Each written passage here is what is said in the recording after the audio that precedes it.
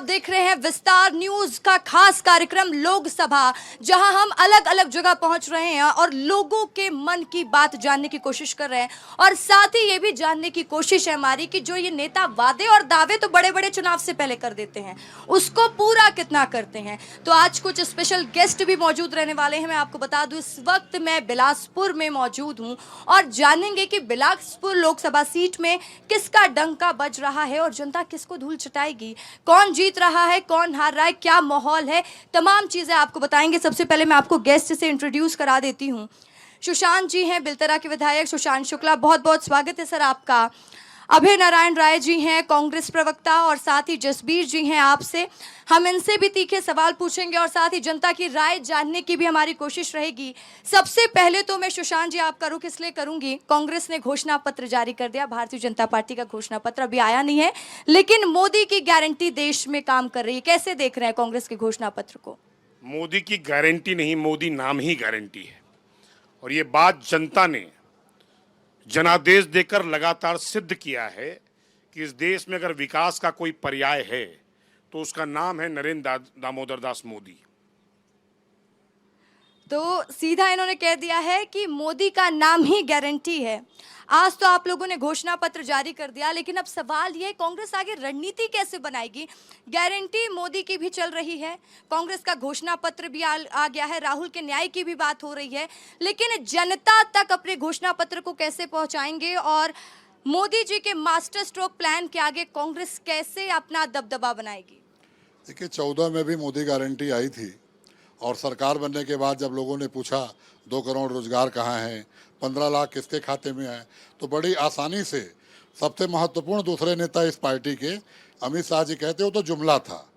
तो अपनी गारंटियों को जुमला बनाने का काम पूर्व का रिकॉर्ड रहा है। और सबसे बड़ी बात आज सोचनी चाहिए भारतीय जनता पार्टी के लोगों को, आज जो आप लोगों ने लिखा है अपने घोषणा पत्र में, वो भी जुमला तो नहीं है, क्योंकि बड़े बड़े वादे हैं। इतने वादे पूरे करने के लिए बजट जुटा पाएगी कांग्रेस? देखिए, कांग्रेस जब 18 से 23 सरकार में थी और जब 2500 रुपये कुंटल में धान खरीदने की घोषणा की, कर्ज माफ़ करने की घोषणा की, तो भी लोग यह सवाल पूछते जिस तरह आप पूछ रही हैं कि पैसा कहाँ से आएगा।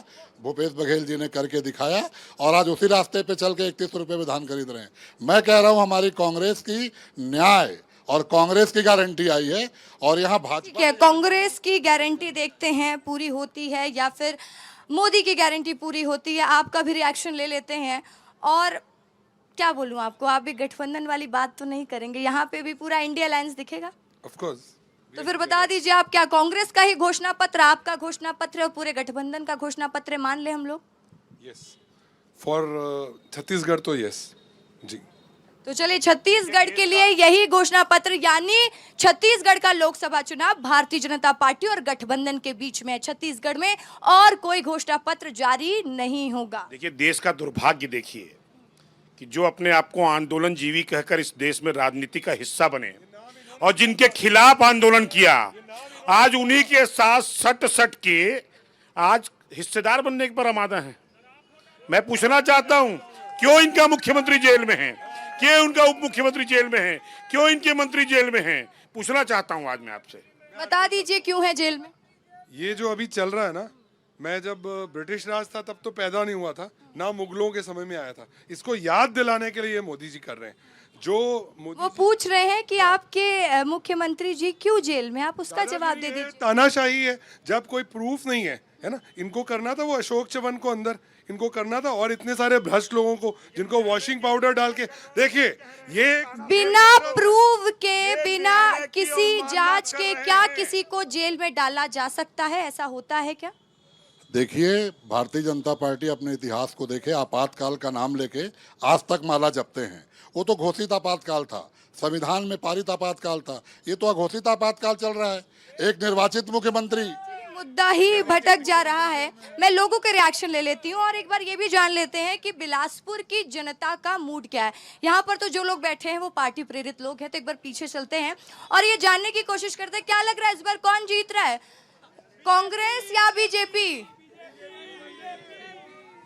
कौन? तोखन साहू जी जीतेंगे, क्योंकि हम सबका विश्वास भाजपा सरकार पे है। हम बिल्कुल भी नहीं मानते कि कांग्रेसी कहीं भी हमारे लिए कुछ अच्छा करेंगे। तो मोदी की गारंटी काम कर रही है, नहीं कर रही है? कर रही है, पहले भी कर रही थी, आगे भी करेगी। जी मैम, बिल्कुल भाजपा जीत रही है। आपको क्या लगता है? निष्पक्ष जीत रही है। निसंदेह निसंदेह क्या? भाजपा जीत रही आप लोग कोई पार्टी के लोग तो नहीं हो, इकट्ठा इधर खड़े हो गए हो? ऐसा तो नहीं है? नहीं नहीं, बिल्कुल जनता है ना। बिल्कुल आम नागरिक। देखिए, जनता कह रही है कि मोदी की गारंटी काम कर रही है और बिलासपुर में तोखन साहू जीत रहे हैं। अब वो तो नतीजे ही बताएंगे, लेकिन हम चर्चा करते रहेंगे।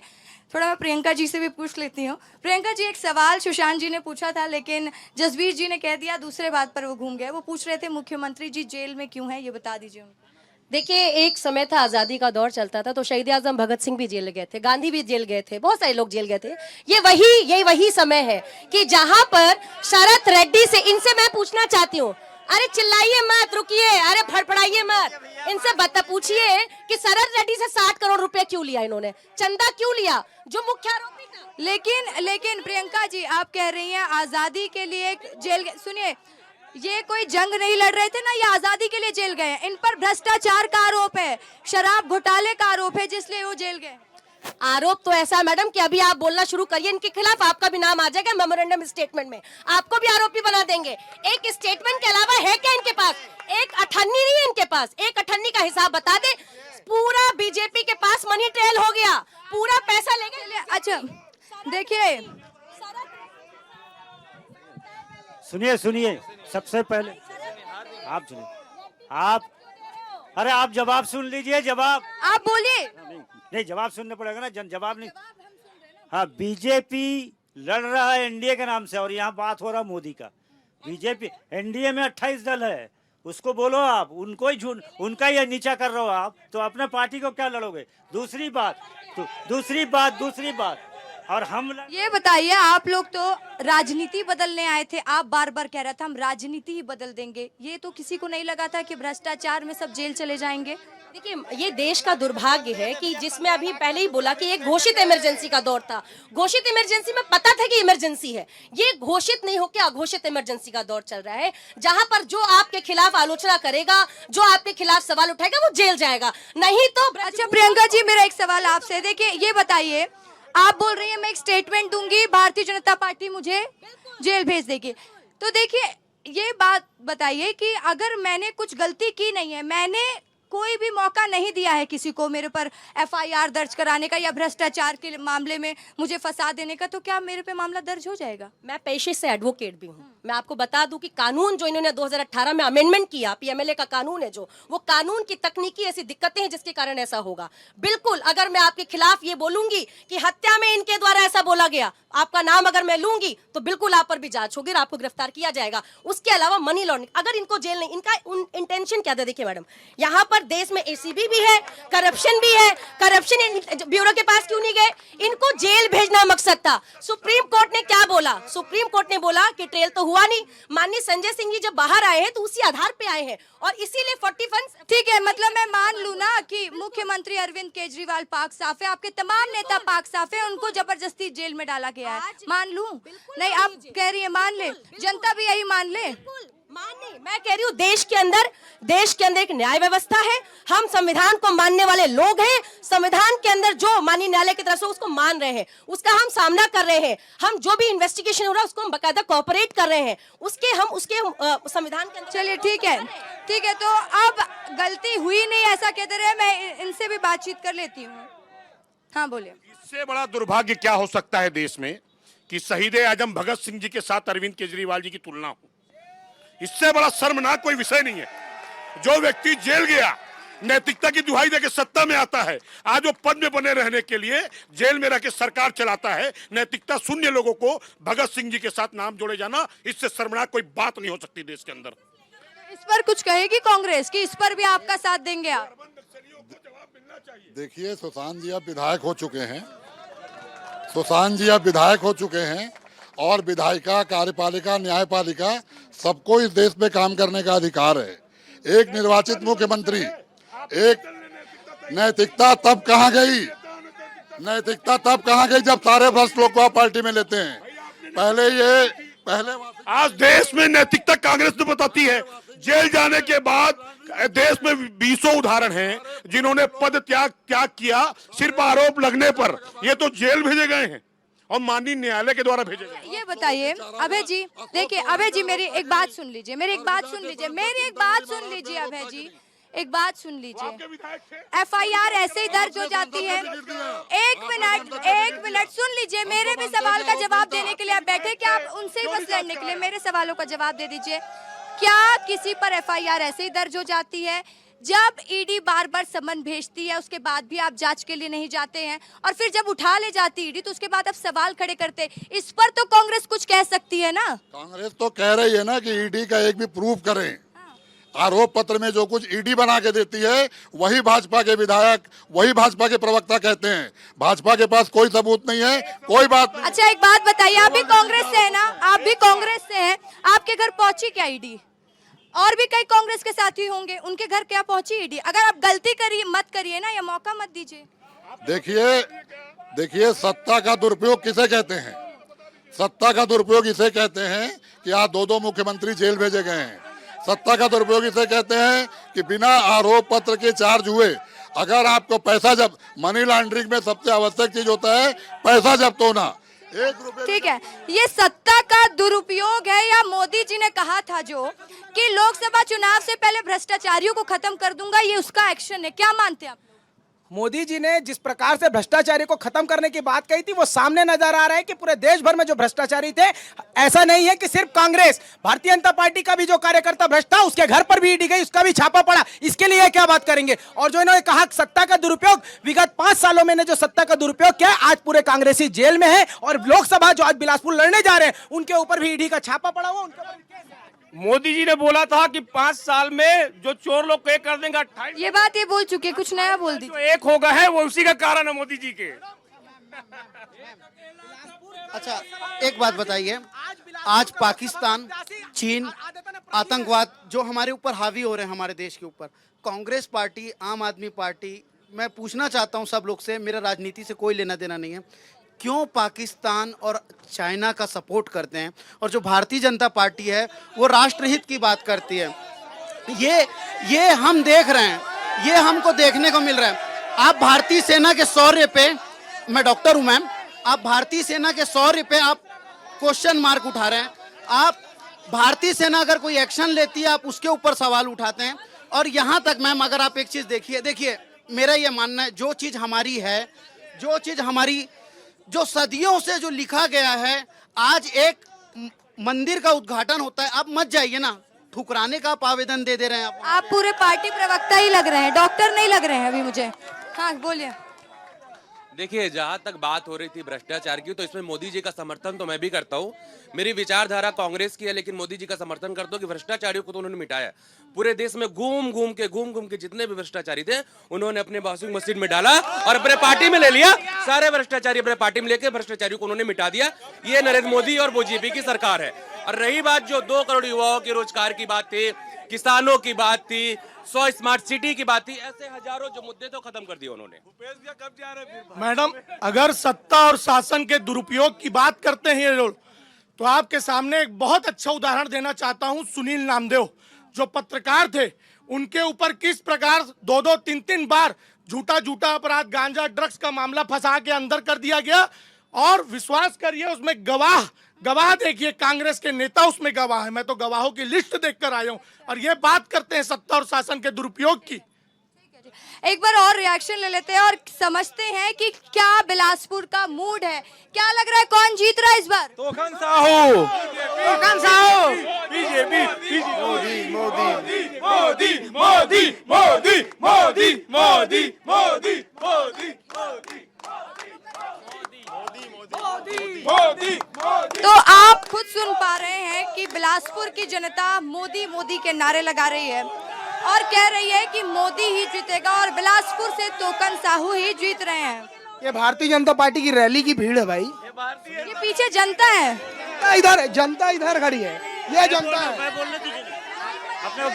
बैठ जाइए, जगह में बैठ जाइए, आप लोग बैठ जाइए, ऐसे मत करिए, बैठ जाइए। तो देखिए यहाँ पर माहौल गर्मा गर्मी वाला हो रहा है। कांग्रेस पार्टी कह रही है कि ये जो नारे लगा रहे हैं वो भारतीय जनता पार्टी के कार्यकर्ता हैं। आपके ही एक कार्यकर्ता कह रहे थे कि कई नेताओं को ले गए बीजेपी में, भ्रष्टाचारी वॉशिंग मशीन में धुल गए। सवाल ये उठता है कि कांग्रेस के नेता गए क्यों उनके खेमे में? देखिए, ये झूठे प्रकरण बनाना, दबाव बनाना और ये दबाव और प्रलोभन की राजनीति है जिसमें जो कांग्रेस के लोग फंस जा रहे हैं वो जा रहे हैं। सच्चा कांग्रेसी इनके प्रलोभन और दबाव में मान रहे हैं कि पूर्ववर्ती सरकार में व्यापक भ्रष्टाचार करके विश्व कीर्तिमान स्थापित किया, इसलिए फंस जा रहे हैं। मैं पूछना चाहता हूं, अराजकता, धोखाधड़ी, भ्रष्टाचार और विश्वासघात को समर्पित रही इनकी पूर्ववर्ती भूपेश बघेल जी की सरकार में ऐसा क्या हुआ कि भ्रष्टाचार में फंस जा रहे हैं?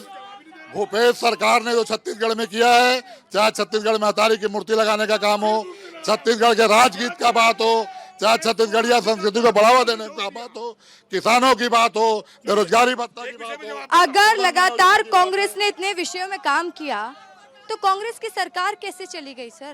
देखिए, जीत और हार जनता के ऊपर होती है और ये तो मानते हैं ना जनता नाराज थी, मानते हैं कि नहीं मानते हैं? स्वीकार करते हैं, हम हार को स्वीकार करते हैं और 35 सीट के साथ हम मजबूत विपक्ष हैं। हम 14 सीट में नहीं है, 14 की तरह हमारा सफाया नहीं हुआ है, 68 सीट के साथ हम आए थे। और अभी देखिएगा आप 2024 के 11 सीटों का परिणाम आप देखिएगा, भारतीय जनता पार्टी को जवाब मिलेगा। मेरे आपके माध्यम से एक प्रश्न है, मेरे साथी अभिनंदन राय जी बता दें कि बिलासपुर में 5 ऐसी योजनाएं बताएं जिसका इन्होंने भूमि पूजन किया और आज ये 5 साल में उद्घाटन करने की व्यवस्था में आ गए। बता पाएंगे अभय जी, बता पाएंगे? खड़े हैं जहां आप खड़े हैं, 100 करोड़ का बांध बना है। जहां खड़े हैं 100 करोड़ का बांध बना है। जहां बाढ़ आपदा, ये केंद्र सरकार के पैसे में बाढ़ आपदा की राशि है। आप जहां पे खड़ी है स्मार्ट सिटी के पैसे की राशि है। राज्य सरकार का योगदान बिलासपुर के विकास में क्या है? 5 साल में इन्होंने विकास छत्तीसगढ़ और बिलासपुर का क्या किया? सार्वजनिक तौर पर चुनौती दे रहा हूं, स्वीकार करें। इसके लिए सबसे पहले मोदी और भाजपा का चश्मा उतारना पड़ेगा और जब वो चश्मा उतरेगा तो बिलासपुर का विकास दिखेगा। तो उसके लिए आप लोगों को मजबूत भी होना पड़ेगा। जैसे जैसे लोकसभा चुनाव ठीक सामने हम देख रहे हैं आते जा रहे हैं, कांग्रेस पार्टी का तो खेमा ही खत्म होता जा रहा है। कांग्रेस 138 साल की पार्टी है। कितनी बार इन लोगों ने अपना चुनाव चिन्ह बदला, कितनी बार नाम बदले और सत्ता के लिए किसके साथ चले जाते हैं। ठीक है, अब ये बताइए, हम देख रहे हैं विधानसभा चुनाव में आपने ठीक ठाक प्रदर्शन अन्य राज्यों में किया था और लग रहा था कि अब आप भी उभरेगा। आपके तो अध्यक्ष ही कोमल जी बीजेपी में चले गए। देखिए, मुश्किल वक्त तो आता है, ये उनका पर्सनल डिसीजन था, लेकिन हम हिम्मत नहीं हारे। हम अरविंद केजरीवाल के सच्चे सिपाही हैं, जिसने IRS की नौकरी छोड़ी, जिसने IIT पास आउट होने के बाद टाटा की जॉब छोड़ी। तो जिस मिशन के साथ आया है, रात भरे बहुत काली है। लेकिन क्या वो मिशन पूरा हुआ जसबीर जी? आप बताइए, राजनीति को बदलने की बात कही गई थी, क्या बदली तस्वीरें? मैं आपको बता रहा हूँ कि सिर्फ 12, देखिए एक तो ना विधायक होने के बाद भी ये जो गरिमा है कि बीच में बोलना, दूसरे की बात नहीं सुनना। एक टॉक शो में तो मैंने उनको अपना माइक ही दे दिया, 2 माइक से बोल लो। देखिए, हम सिर्फ 12 साल पुरानी पार्टी हैं। शिक्षा, स्वास्थ्य, रोजगार ये कभी भी एजेंडा नहीं था। आज मोदी जी को भी अगर एक अच्छा स्कूल दिखाना था तो टेंट लगा के उन्होंने गुजरात में दिखाया। पूरा इंटरनेशनली लोग आए स्कूल को देखने के लिए। इवन इन छत्तीसगढ़ कोई आत्मानंद स्कूल नहीं खोल रहा था। स्कूल और स्वास्थ्य, तो मतलब पहले छत्तीसगढ़ में स्कूल ही नहीं था? स्कूल था, लेकिन देखिए कोई नेता, कोई अधिकारी अपने बच्चे को वहां भेज के राजी नहीं था। आज दिल्ली में उन्होंने इतना अच्छा स्कूल किया कि इंटरनेशनली उसको रिकॉग्नाइज किया गया। कोफी अन्नान जी आए हॉस्पिटल्स देखने के लिए और प्रेसिडेंट ऑफ अमेरिका की वाइफ आई। और जो घोटाला हुआ उसका, देखिए, this is just a part. अगर आपने मुगल राज देखा है, अगर आपने ब्रिटिश राज देखा है, ये अत्याचार और तानाशाही कर रहे हैं तो उसको बर्दाश्त कर दिया जाए। अगर आप राजनेता रुके, निर्वाचित जनप्रतिनिधि होकर कोई अच्छा काम करके भ्रष्टाचार करोड़ों का करें तो क्या वो माफ कर दिया जाए? मैं प्रश्न पूछ रहा हूं, अगर उन्होंने शिक्षा के नाम पर काम किया है तो क्या उनके काले कारनामे माफ कर दिए जाएं? आप उनसे बताइए, माफ कर दिए जाए? पिक्चर अभी बाकी है। कब होगी पिक्चर पूरी सर? ऐसे में तो सब ऐसा धीरे धीरे बीजेपी की सरकार फिर बन जाएगी, आप लोग पिक्चर का वेट करते रह जाएंगे। ऐसा नहीं है, अगर मुगलों ने इतने साल राज किया, आज उनका कोई नाम लेवा नहीं है, ये मजबूरी में आके उनकी सड़कों के नाम बदल रहे हैं कि नहीं? तो ये मजबूरी में बदल रहे हैं क्या? मजबूरी? कौन सी मजबूरी? बताइए, यही तो बोल रहे हैं, मजबूरी में बदल रहे हैं नाम। 550 साल की सांस्कृतिक गुलामी के बाद मर्यादा पुरुषोत्तम श्री राम जी के विग्रह का स्थापना करना और देश की सांस्कृतिक लड़ाई को जिंदा रखना, अगर इन अर्बन नक्सलियों को लगता है कि हम नाम बदल रहे हैं तो मैं पूछना चाहता हूँ। ठीक है, एक बार रिएक्शन तो चाहिए। क्या हो गया प्रियंका जी, क्या हो गया? क्यों एकदम इनको शर्म आनी चाहिए, ये जनप्रतिनिधि, इनको शर्म आनी चाहिए। मैं कैमरे किस बात की? ये अर्बन नक्सली का शब्द जो इस्तेमाल कर रहे हैं, यही कहते हैं कि पाकिस्तान चले। और भी शब्द, और सुनिए और भी शब्दों के इस्तेमाल हो रहे हैं, उस पर भी कुछ कहेंगी आप? शर्म आनी कैसे नहीं कहेंगी उस पर? आपको पता है अभी किस तरीके के, देखिए भाषा की मर्यादा आप भी रखें। इनको चले जाना चाहिए। ब्रजभूषण जनता पार्टी, बलात्कारी जनता पार्टी, बलात्कारियों को बचाती है। देखिए, शब्दों की मर्यादा आप भी रख सकती हैं। अर्बन नक्सली बोल रहे हैं ना, इनको मन से उतरना चाहिए। ये जनप्रतिनिधि है, ये अर्बन नक्सली बोल के कभी बोलेंगे पाकिस्तान चले जाओ, जब इनके पास तर्क नहीं होते तो यही बातें बोलते हैं। ये बताइए कि शरद रेड्डी से 60 करोड़ क्यों रुपए लिए? शरद रेड्डी को गवाही क्यों? मंगुट्टा रेड्डी को टिकट क्यों दिया एनडीए से? मंगुट्टा रेड्डी को टिकट क्यों दिया? शरद रेड्डी को क्यों इन्होंने बचाया? ये बताए ना। ये हजारों करोड़ का इलेक्टोरल बॉन्ड का जो घोटाला, इलेक्टोरल बॉन्ड आप कहती है, आप नहीं लेती क्या चंदा? आप ले तो चंदा और दूसरा करे तो धंधा। आप ले तो चंदा और दूसरा करे तो धंधा। मैडम, ऐसा होता है क्या? नहीं, मैं ये नहीं बोल रही हूँ। आप सुनिए, मंगुट्टा रेड्डी जो इसका सरकारी गवाह बनाया गया और शरद रेड्डी जो मुख्य आरोपी था, उससे चंदा ले रहे हैं। 60 करोड़ डकार गए, मनी टेल इनके पास गया। ये हमको बताएंगे? ये बताएं पहले। देखिए, सबसे पहले तो मैं माननीय हमारे बड़े भाई भी हैं और विधायक हैं, अभी ये बहुत सारे आरोप लगा रहे थे भाजपा पे। मेरा पहले इनसे एक प्रश्न है, एक बार और भी लोगों से बात कर लेती हूँ, आती हूँ आपके पास। प्रियंका जी के मैं बयान पर एक बार जाऊंगी। वो कह रही थी कि इलेक्टोरल बॉन्ड का चंदा बीजेपी ने इतना ले लिया, ये कर लिया। सही कह रही है क्या? देखिए, जब लोगों के पास कोई एजेंडा नहीं होता तो इस प्रकार के आरोप लगाते हैं। सही कह रही है, हाँ या ना में जवाब दी। सही कह रही है आप? नहीं, बिल्कुल भी नहीं, गलत बोल रहे हैं। बिल्कुल गलत है, बिल्कुल गलत है, बिल्कुल गलत है। मैम, अर्बन नक्सलियों के साथ न्यायालय में खड़े होने वालों को अर्बन नक्सली नहीं कहेंगे। जो मूल रूप से नक्सलवाद का समर्थन करते हैं तो किसे कहेंगे? नहीं जी, जो इस सत्ता में ये बोल के आए थे कि मैं ना सरकारी आवास लूंगा, ना मैं सरकारी आदमियों का उपयोग करूंगा, उनके पास सबसे बड़ा शीश महल का घोटाला होता है, उनके पास सबसे बड़ा बॉडीगार्ड रहता है, उनके पास उनका काफिला चलता है। और अर्बन नक्सलियों को जब कोर्ट में के साथ उनके साथ खड़े होते डिफेंड करते हैं तो इनके और अर्बन नक्सली कहलाना जायज है। और ये अर्बन नक्सल हमेशा से उनका समर्थन करते भी आए हैं। मैं आज का उनका ना सरकारी आवास लूंगा बोले थे और आज सबसे बड़ा उनके पास शीश महल। ठीक है, क्या बोलना चाह रहे हो आप? सही बोल रही हैं क्या? तुम अपने नेता को बचाओ, तुम पहले अपने नेता को तो बचाओ। इधर बात कर लीजिए, इधर बोलना चाह रहे थे ना? ये बताइए। तो देखिए, यहाँ पर गर्मा गर्मी का माहौल हो चुका है। चर्चा को हम विस्तार से करेंगे, लेकिन एक छोटे से ब्रेक के लिए रुकूंगी, जल्द लौटूंगी।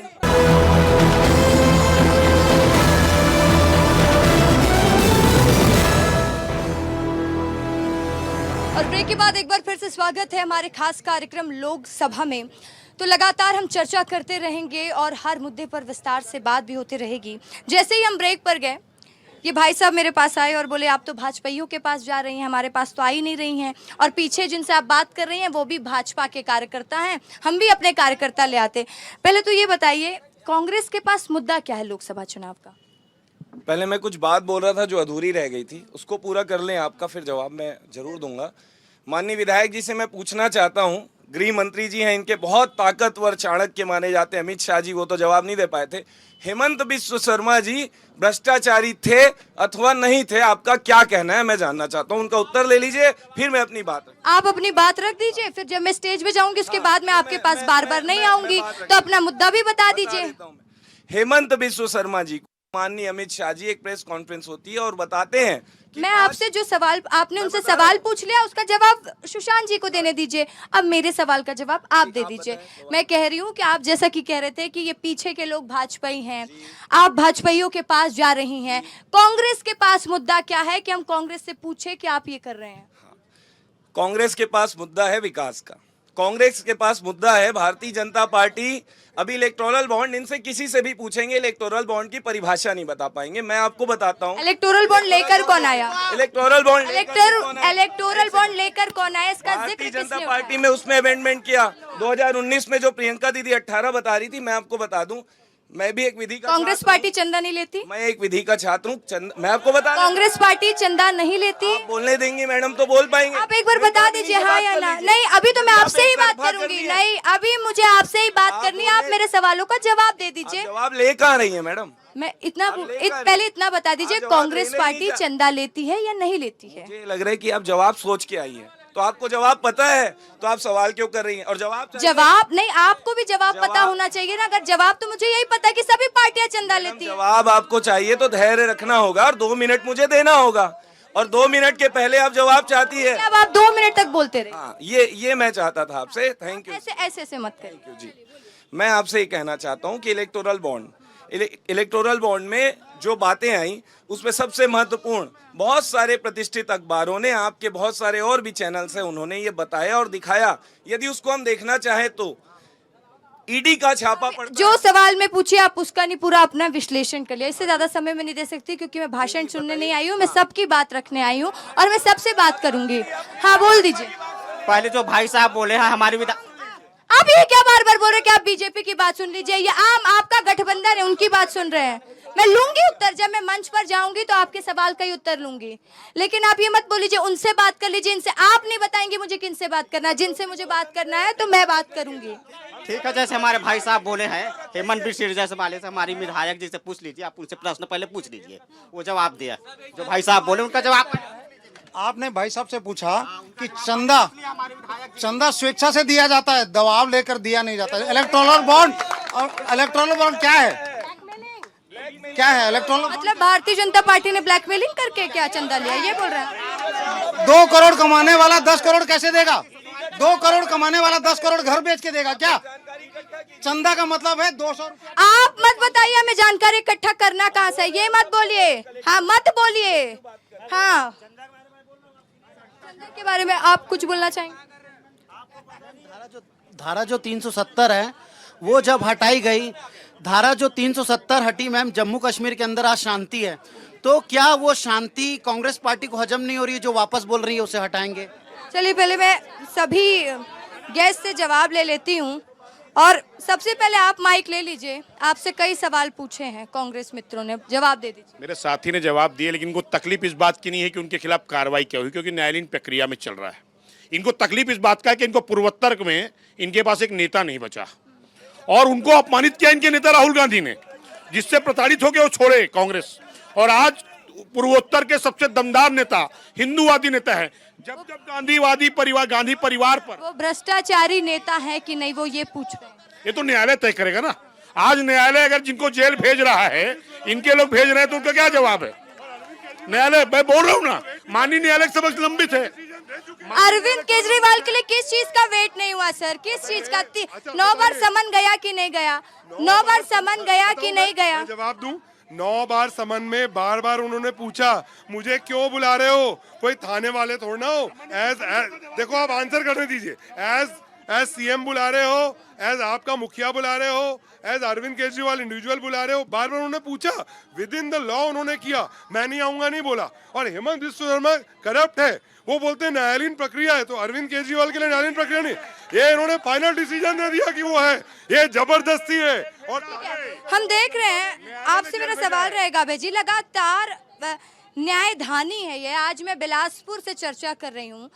राम मंदिर का जब जिक्र हो रहा था तो आप लोगों का स्टैंड क्या था? आपके कई कार्यकर्ता और कई नेता भारतीय जनता पार्टी में शामिल हो गए। गौरव भल्ला का भी मैं जिक्र कर लेती हूँ, ये बोलकर कि हमको राम मंदिर का समर्थन करना है। कांग्रेस को इस बात से नाराजगी क्यों थी? देखिए, राम मंदिर का मुद्दा ना कांग्रेस का था ना भाजपा का, राम ट्रस्ट का मामला था। फिर राम मंदिर के जब इनॉग्रेशन हुआ तब क्यों आपके नेता नहीं पहुंचे? किसी का मुद्दा नहीं था तो? सुप्रीम कोर्ट के आदेश से राम मंदिर बना इस देश में, और सुप्रीम कोर्ट में ये आदेश आया था, जहां बाबरी मस्जिद टूटी वहां राम मंदिर क्यों नहीं बना? ये प्रश्न अधूरा है। जिस बाबरी मस्जिद को ढहाया गया है वहां पे राम मंदिर क्यों नहीं बना, इसका जवाब कोई भारतीय जनता पार्टी के लोग नहीं देते। ये कल तक छत्तीसगढ़ में छत्तीसगढ़िया ने हमारे भांचा राम का भव्य मंदिर बना, विग्रह स्वरूप में स्थापना हुई। एक सामान्य सी परिपाटी है कि जब कोई आमंत्रण आता है तो मुंह पे मना नहीं करते। इनकी मती मारी गई थी। देखिए, आमंत्रण कांग्रेस पार्टी को नहीं आया था, आमंत्रण सरकारी हैसियत के तहत नेता प्रतिपक्ष को, राज्यसभा के नेता को और सोनिया जी को यूपीए के नेता के तौर पे आया था। हमने तय किया कि हम भारतीय जनता पार्टी के राम महोत्सव में नहीं जाएंगे, हम राम जी का दर्शन करने जाएंगे। ठीक है, देखिए, राम मंदिर को लेकर जनता का रुख भी जानना जरूरी है। कांग्रेस पार्टी कहती है कि बीजेपी का ये स्ट्रैटेजी था इसलिए हम नहीं पहुंचे। क्या राम मंदिर कांग्रेस बीजेपी की लड़ाई का मुद्दा है? सबको जाना चाहिए कि नहीं राम मंदिर के इनॉग्रेशन? जाने के लिए सबको जाना चाहिए। इसमें मुद्दा यही है क्योंकि वो तो मुसलमान है और ईसाई है। मैं दुनिया धर्म की बात नहीं करता। मैं ये कांग्रेस से पूछना चाहता हूँ कि क्या बिलासपुर के लोकल कोई नेता नहीं मिला उनको सांसद उम्मीदवार के लिए, कि जो दुर्ग भिलाई से लेके आए हैं? ऐसा क्यों? मैं पूछना चाहता हूँ कांग्रेस से, क्यों इतने बड़े बड़े नेता हैं तो यहीं से लेके आना चाहिए। लोरमी तो बिलासपुर में ही आता है ना। चलिए, इसका भी जवाब लेंगे, लेकिन अभी राम मंदिर का कांग्रेस का विरोध कितना सही? एकदम गलत है। कितना सही है कांग्रेस का ये विरोध? क्या बोल रहे मैम? राम मंदिर को लेकर कांग्रेस का विरोध कितना सही है? बिल्कुल सही नहीं है मैम, किसी भी निमंत्रण में। जैसा कि विधायक जी ने कहा, उनकी मती मारी गई थी जो राम जी के मंदिर का आमंत्रण। जी मैडम, नहीं बिल्कुल गलत। राम हमारे हैं और राम सभी के हैं। सबका मुद्दा ये होना चाहिए, राम मंदिर बन गया, अब की बार 405। मैडम मैं कांग्रेस से बस ये जानना चाहता हूँ कि अगर वो राम जी, आप ये बताइए, कांग्रेस का विरोध राम मंदिर को लेकर कितना सही आप लोग देखते हैं? सही है नहीं मैम, वो तो हलफनामा दिए हैं न्यायालय में, राम काल्पनिक है बोले हैं। बिलासपुर के विकास के लिए बोलना चाहता हूँ। सुशांत भैया ने जो सवाल पूछा कि 5 साल में आपकी पार्टी और आप लोगों ने क्या विकास किया, तो हमारे अंकल जी बता नहीं पाए, वो स्मार्ट सिटी फंड बताए। तो मैं बता, बिलासपुर एक व्यक्ति ने ठीक है। क्या है, जैसे बड़े भाई लोग बोल रहे हैं, छोटे भाई लोग, कि अपन इधर बीजेपी वाले कांग्रेसी, सब लोकल आदमी सबको मालूम है कांग्रेस बीजेपी वाले नहीं है। हम हिंदूवादी हैं। राम मंदिर के लिए अपन हिंदू का नारा लगा रहे हैं, जय श्री राम वाला। कोई कांग्रेस पार्टी बीजेपी का बात ही नहीं है। जय श्री राम, जय श्री राम। तो अभय जी, एक सवाल ये भी था, कोई बिलासपुर में नहीं मिला क्या देवेंद्र यादव को? आप लोगों को वहां से लाना पड़ा दुर्ग से। देखिए, ये लोकसभा का चुनाव है और भारतीय जनता पार्टी ने दुर्ग से कोरबा भेजा है सरोज पांडे को। पूछने वाले को सोचना, तो मतलब आप लोग मान लिए कॉपी पेस्ट करेंगे, वो भेजे तो हम भी करेंगे। सुन लीजिए, और ये लोकसभा का चुनाव और भारतीय जनता पार्टी के लोग देवेंद्र यादव के नाम से घबरा गए हैं। घबरा गए क्या सुशांत जी आप लोग? नेता प्रतिपक्ष कहते हैं लाठी चलाएंगे मोदी जी के ऊपर। मैं चुनौती देता हूं मंच से, लाठी लेके आइए, कार्यकर्ता खड़ा है भाजपा का, चलाइए पहले मोदी जी के ऊपर, पहले हमारे ऊपर। देखिए, हमारे नेता ने तो मुहावरे में कहा था, इन लोगों ने तो कांग्रेस भवन में घुस के लाठी मारा है, जिसका परिणाम 14 सीट। 5 साल तक जांच क्यों नहीं कराए? मैं चुनौती देता हूं, 5 साल तक जांच क्यों नहीं कराए? इनकी सत्ता थी। और मैं आज कह रहा हूं, इनके नेता प्रतिपक्ष ने कहा लठैत भेजा हूं। लाठी मारने का क्या सिर्फ भूपेश बघेल और देवेंद्र यादव को है, तो लठैत भेजेंगे क्या बिलासपुर की धरती पर लोकसभा लड़ाने के लिए? लठैत भेजा क्या इन्होंने? ये अरे महंत जी का बयान पढ़ ले, मेरे साथी पढ़ना नहीं चाह रहे, सुनना नहीं चाह रहे। लेकिन आप इस बात पर बहस कर रहे हैं, आपको नहीं लगता चरणदास महंत का ये बयान गलत था? प्रधानमंत्री का सर फोड़ने की बात करना सही है या गलत? एक बार इस पर जवाब दे दीजिए। मैडम, घर में कहा जाता है कि लड़का बड़ा होके इस घर की लाठी बनेगा, तो मारने के लिए नहीं कहा जाता। भूपेश बघेल जनता की लाठी बनेंगे। तो ये कहा था उन्होंने कि लाठी बनेगा, लाठी मारने की बात ये आपने सुना नहीं है क्या? उनका बयान ये प्ले करवा दें एक बार। मैं डिबेट में बैठ रहा हूँ रोज उस विषय पे। एक बरसाने में लठ मार होली होती है, तो क्या लाठी मार के होली खेलते हैं? इनको संस्कृति नहीं आप मालूम। मुद्दे से ही भटक जाते हैं सर।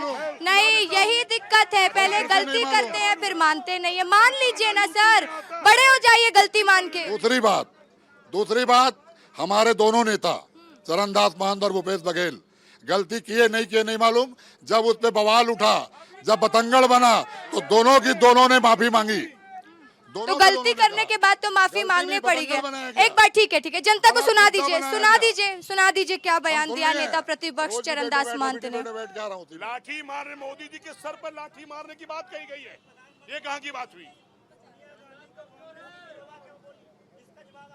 खून का सौदागर किसने कहा दादा?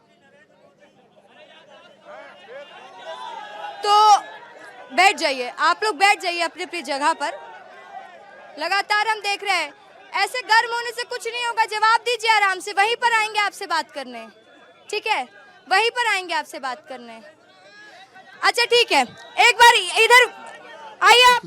भाषण में मैंने जो कुछ कहा छत्तीसगढ़ी में, उसको लोगों ने कील का ताड़ बना दिया। उसमें यादव का जवाब है, मोदी जी कहाँ से चुनाव लड़ते हैं?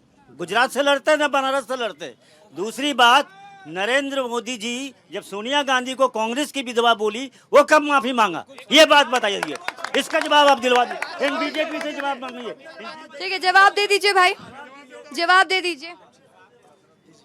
जिस प्रकार से आप कह रहे हैं कि आपने ये कहा, उसने वो कहा, अभी वर्तमान में किस चीज का जवाब, जिस चीज का जवाब मांगा जा रहा है, आप पहले ये बताइए, आप सबसे पहले ये बताइए, ये कुछ कहना चाह रहे, बोलिए। देखिए, यहाँ पर तमाम बातों पर चर्चा हो रहा था, इधर उधर का बात पर चर्चा हो रहा था।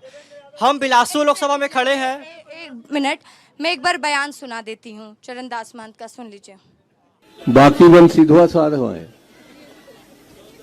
और ये देवेन भी खड़े हो सकते हैं। शिव लाठी धरे नहीं सके, गाली दे सके। हम लाठी धरैया आदमी चाहिए, नरेंद्र मोदी के मूड फोरैया आदमी चाहिए। यहाँ पर तमाम राष्ट्रीय नीति के बारे में बात हुआ, यहाँ पर आप बिलासपुर लोकसभा के बारे में बात कीजिए, क्योंकि आपको बिलासपुर लोकसभा में रहना है। आप बिलासपुर के विकास की बात कीजिए। कांग्रेस के पास मुद्दा क्या है, मेरे को समझ नहीं आ रहा है। कांग्रेस के पास मुद्दा क्या है? इन लोगों ने 5 साल में इन लोगों ने विकास के नाम पर गरीबों का घर तोड़ा। आप जिस रिवर पे खड़े, जमीन कब्जा किया 5 साल, जिस जगह पर आप खड़े हुए, इससे पीछे पूरा तोड़ा गया, इसके आगे तोड़ा गया। आज तक इनके पास ब्लूप्रिंट नहीं है कि उसका निर्माण क्या हो रहा है। भरे कोरोना काल में घर तोड़ा गया, 250 लोग खत्म हुए कोरोना काल में, उसकी जिम्मेदारी कांग्रेस क्यों नहीं? बिलासपुर का मुद्दा उठ गया, बिलासपुर का मुद्दा।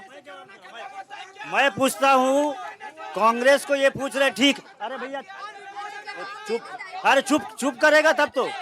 अरे मोदी जी को पूछिए, ये कांग्रेस को पूछ रहे हैं।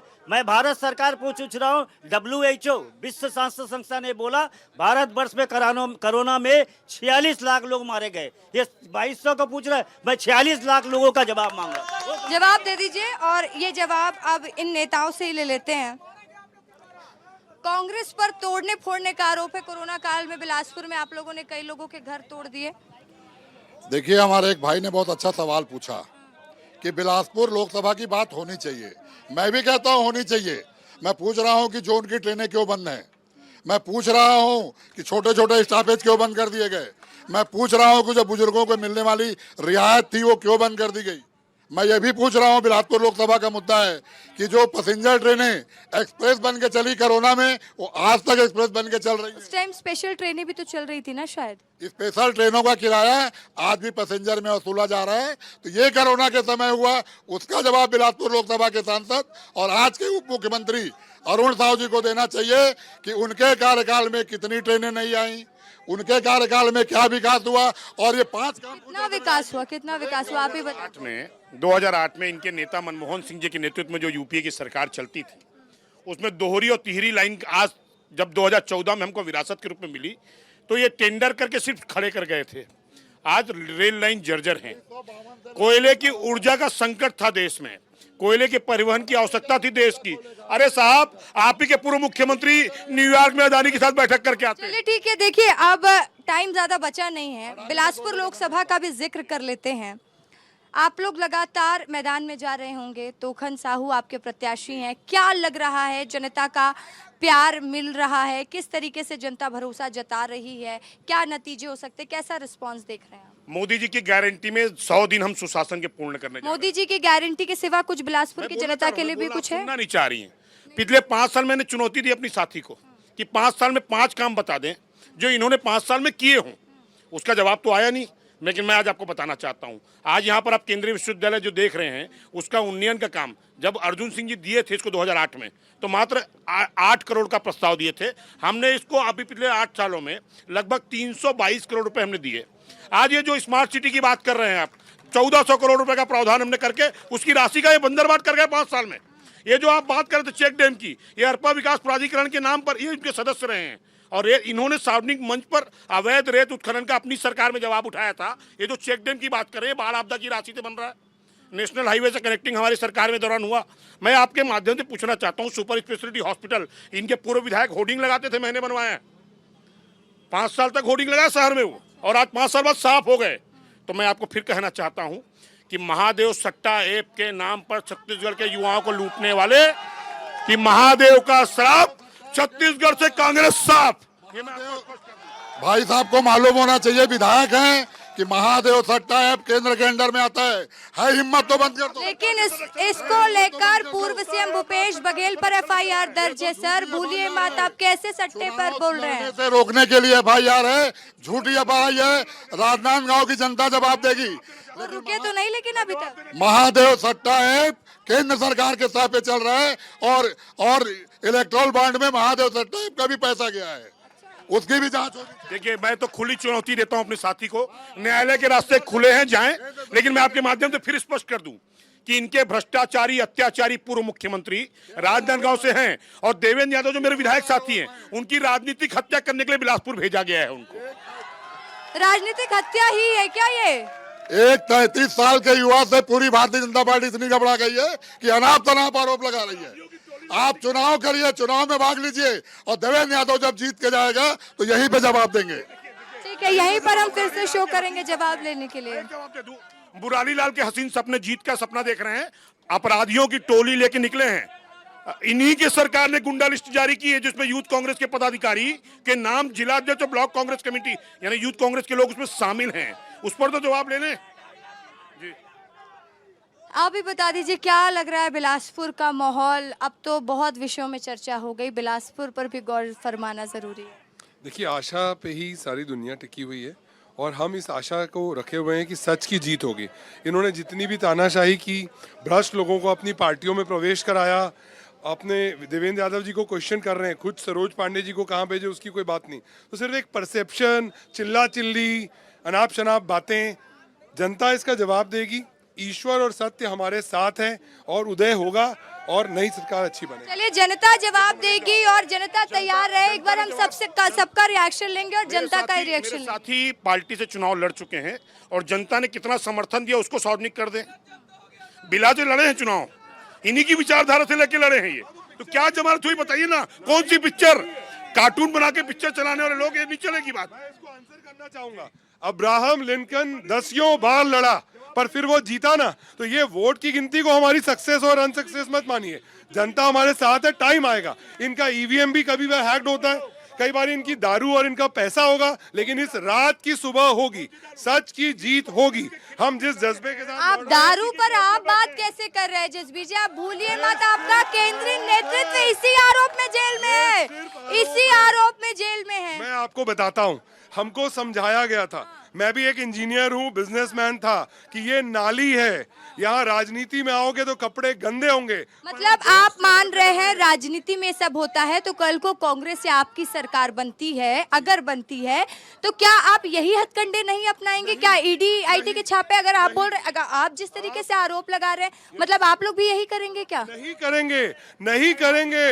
आरोप तो लगा रहे हैं ना आपकी, वो गलत इस्तेमाल कर बता रहा हूँ, अगर आम आदमी पार्टी के लोग भ्रष्टाचार किए होते और इनके बीजेपी की वॉशिंग मशीन में चले जाते तो कोई प्रॉब्लम नहीं है। हम टिके हुए हैं इसलिए बदनाम हो रहे हैं और आखिरी सांस तक हम भगत सिंह और गांधी के चेले हैं। आखिरी पर जनता क्या बोलती है ये जान लेते हैं। भ्रष्टाचारी बीजेपी में चले जाते हैं तो वॉशिंग मशीन से धुल जाते हैं, ये कहना इनका। एक बार बिलासपुर की जनता ये बता दे, तोखन साहू या देवेंद्र यादव? मैं एक एक करके सबके पास आऊंगी। तोखन साहू मैम, तोखन साहू। मोदी जी तोखन साहू, मोदी जी लेगन साहू, तोखन साहू, देवेंद्र यादव, देवेंद्र, तोखन साहू, तोखन साहू। कम से कम 1.5 लाख वोटों से तोखन साहू जीतेंगे। तोखन साहू 1.5 लाख। तोखन साहू, तोखन साहू। मेरा हो गया। देखिए, जनता का जो मैनिफेस्टो रहेगा उसके हिसाब से तय करेगा कि जीत किसकी होगी। यहाँ पे मैनिफेस्टो अच्छा होना चाहिए, यहाँ पे शिक्षा की बात होनी चाहिए, चिकित्सा की बात होनी चाहिए, व्यवस्था की बात होनी चाहिए, रोजगार की बात होनी चाहिए, यहाँ तक कि संविदा कर्मचारियों के नियमितीकरण की बात होनी चाहिए। इस पे ध्यान देना चाहिए। तोखन साहू जी, देवेंद्र जीत के आएंगे और इतिहास बनाएंगे बिलासपुर में। तोखन साहू, तोखन साहू। अब की बार 400 पार। देवेंद्र यादव जी जीतेंगे, देवेंद्र यादव। तोखन साहू, तोखन साहू। देवेंद्र यादव, देवेंद्र यादव, देवेंद्र यादव। अच्छा, आप बता रहे हैं कि बोलना है? कभी हारे नहीं है, देवेंद्र यादव ही जीतेंगे। देवेंद्र यादव।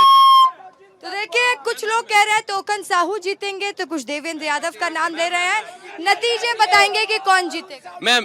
मेरा सिर्फ एक सवाल था कि जिस तरीके से आपने महान जी की जो वीडियो थी उसको चलाई, अगर जो निष्पक्ष पत्रकारिता हो तो जो नरेंद्र मोदी जी ने 100 करोड़ की गर्लफ्रेंड कांग्रेस की विधवा, सारे वीडियो पहले चले हैं, पहले वो सब वीडियो चल चुके हैं।